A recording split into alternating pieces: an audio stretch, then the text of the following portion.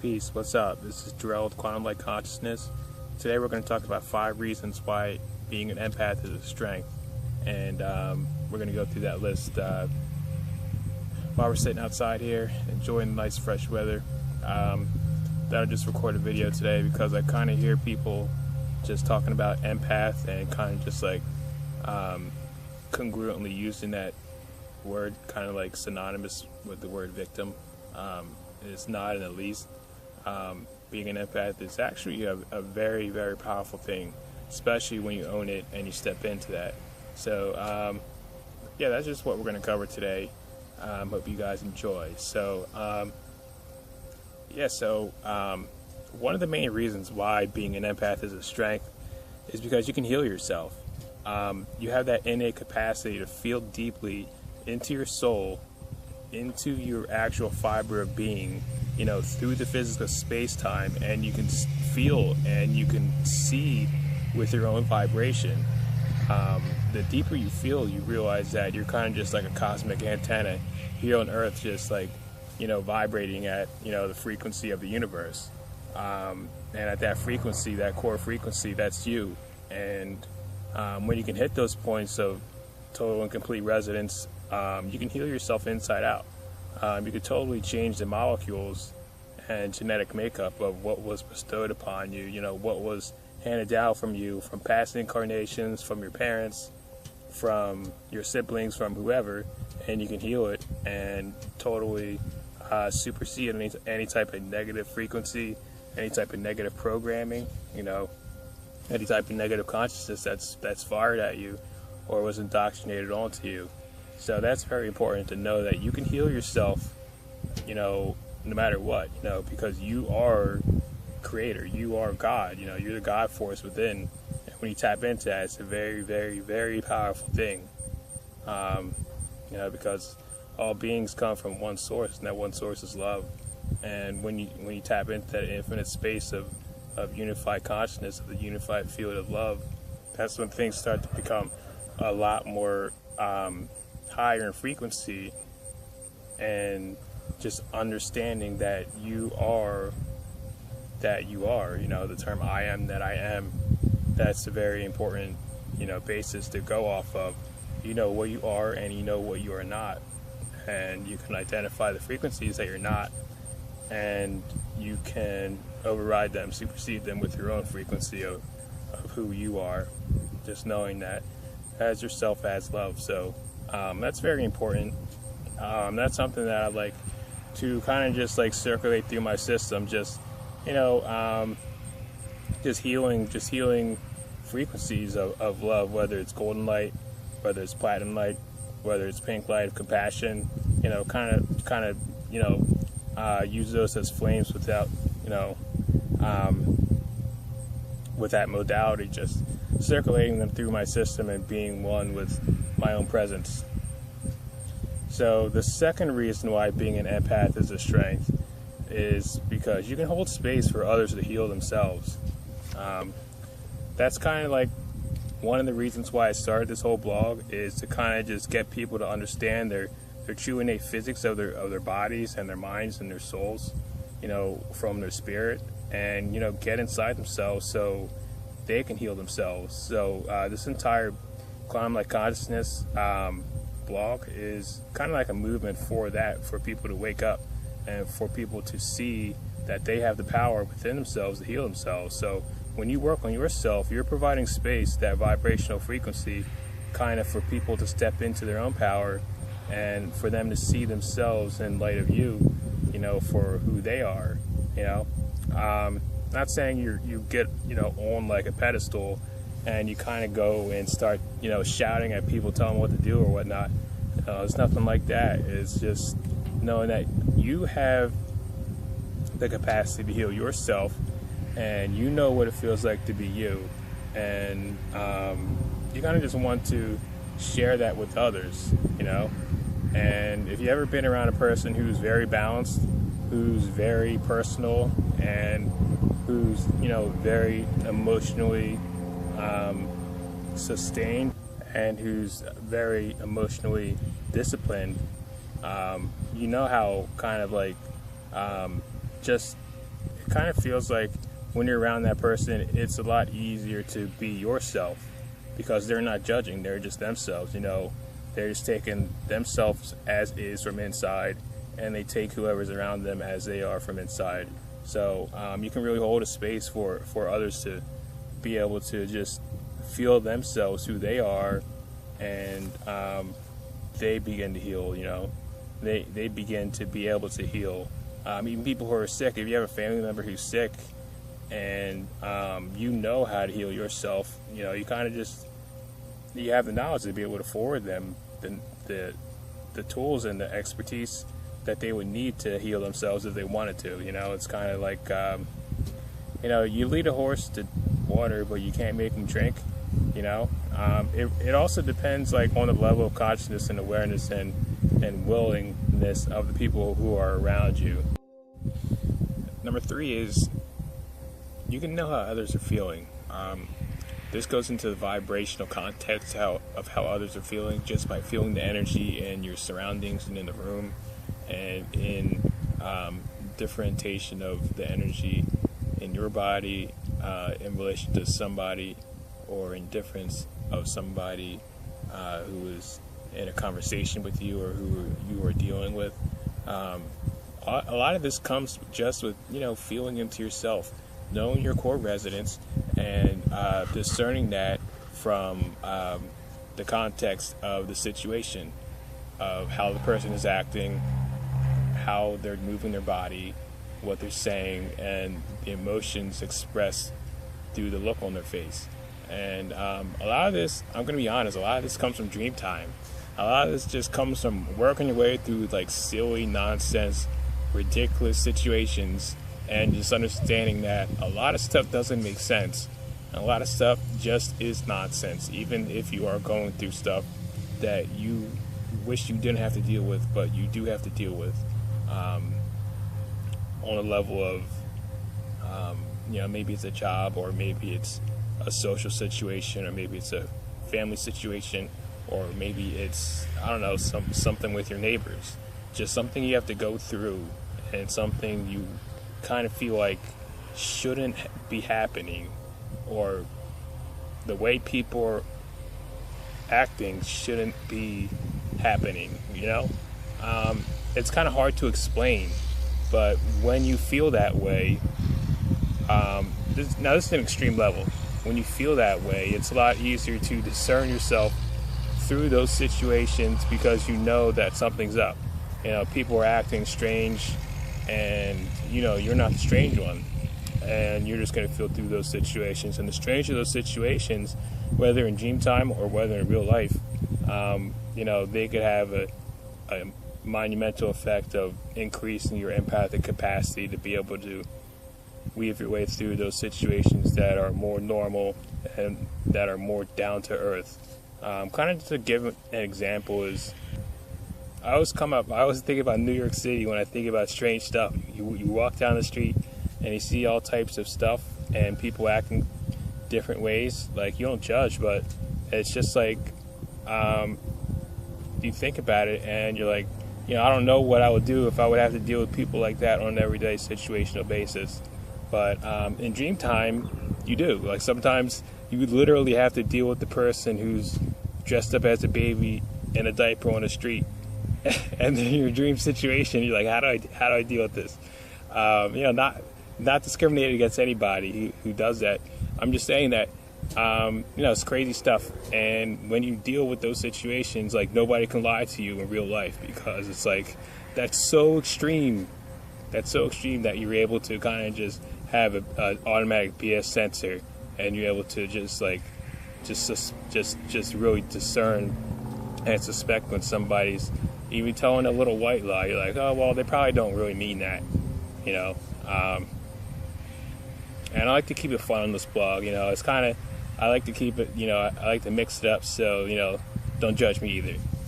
So knowing how people feel as an empath is a strength, because in your day-to-day life you can apply that. Either maybe say, you're going to apply for a job and you get an interview, you can kind of feel through the questions and feel through where the interviewer is at and how you should respond to get the job. or say you're on a used car lot, and you've had a dream about, some type of slick salesman trying to get into your energy, because that happens a lot in dream time. And then you get on the car lot and you find that the car salesman has a lot of similar qualities to an individual you've experienced or encountered in dream time, and they're talking very fast, and you were able to get the hell out of there and go to somewhere that's a lot more trustworthy. It really depends on the individual and your personal experience and your personal discernment to decide how you would like to be treated in your day-to-day life, and what type of interaction you would like to experience. And that goes, from your inner reality too, because you're an empath and you're very high powered, and you can feel a lot. You can feel a lot of other people's emotions when they walk past you. You kind of get just like blow off of like whatever they're doing, whatever state they're in, wherever they're at. You get that even if you're just like saying, a couple sentences to somebody. You can kind of feel, and sometimes that energy gets on you. You have the choice to either absorb that, let their garbage energy run through you, or you can say no to that and begin to cultivate your own energy.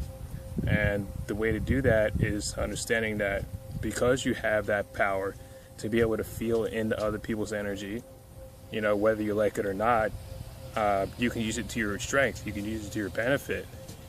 And because you can feel so deeply, you can continue to feel deeply as you want.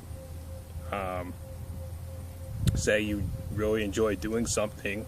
Say you like playing sports on the weekend, or you like playing guitar, or you like playing piano, or you like painting, drawing, having fun, whatever it is, or whatever you like to do, whatever you really like to do. You go deep into that, and you really cultivate that feeling of presence, joy, happiness, harmony, fun, bliss, and you cultivate that feeling along with your inner layer personality, core resonance personality of love, and you cultivate that feeling as a core resonance to help you cultivate that feeling of just robust, healthy energetics overall.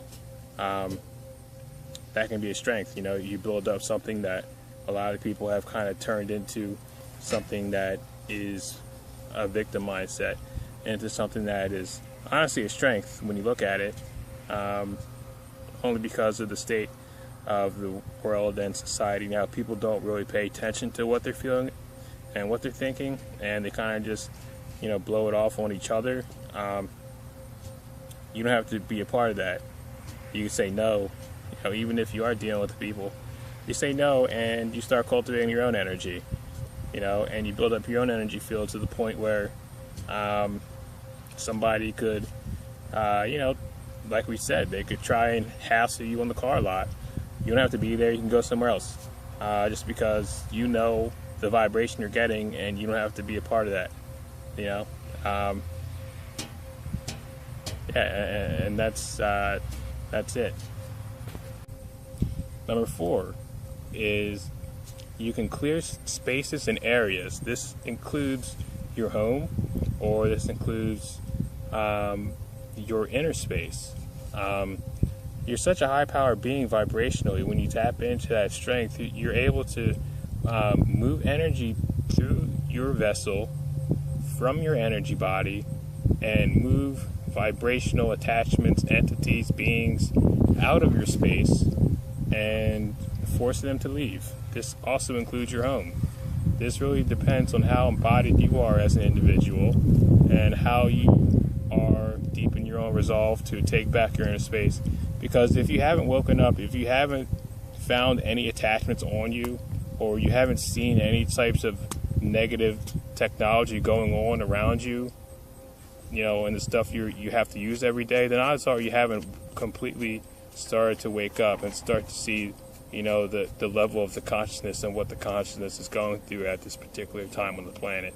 So when you're able to be in that space within yourself, within your power, you can clear your entire house with like a couple moves of energy with your hands and arms.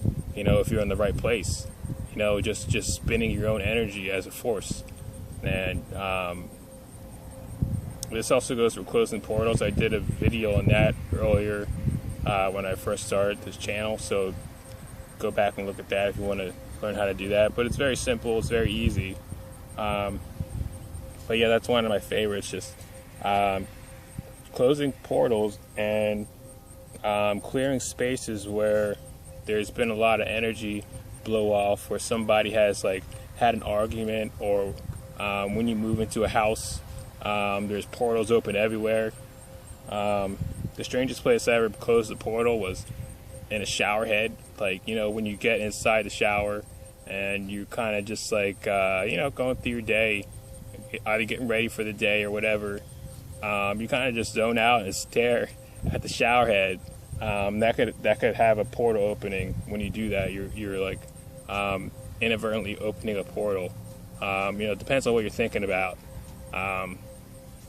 It's just important to know that you have the power to clear your space and set up sacred space within your own place when you're an empath, and it's a strength. And number 5 is you can learn how to astral project, and be able to step into that power every day. That's something that I'm working on. The other day I woke up and I was basically,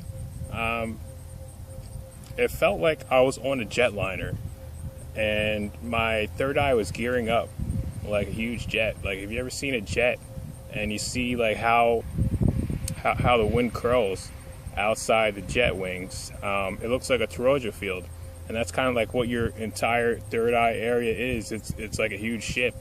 It's like a jetliner. When you fire it up and it's totally clear, and you don't have attachments hooking into it and stopping that flow. Again, if you've woken up, you'd be able to know if you have some or not. But when that starts to get clear, what my higher selves gave you was basically that visual, that experience. And that's what it is. Like, you're in a spacesuit, and that spacesuit is dimensional, and this is a very, very dense situation down here in 3D.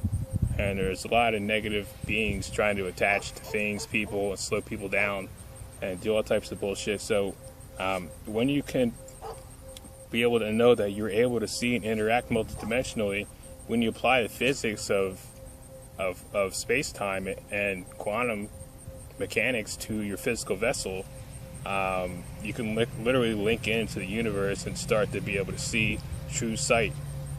When you close your eyes, your resolution goes up.